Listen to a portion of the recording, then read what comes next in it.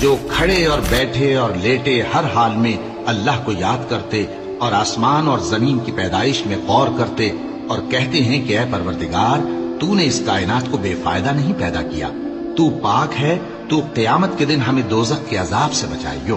اے پروردگار جس کو تو نے دوزخ میں ڈالا اسے رسوا کیا اور ظالموں کا کوئی مددگار نہیں ہوگا۔ اے پروردگار ہم نے ایک پکارنے والے کو سنا کہ ایمان کے لیے پکار رہا تھا کہ اپنے پروردگار پر ایمان لاؤ، تو ہم ایمان لے آئے۔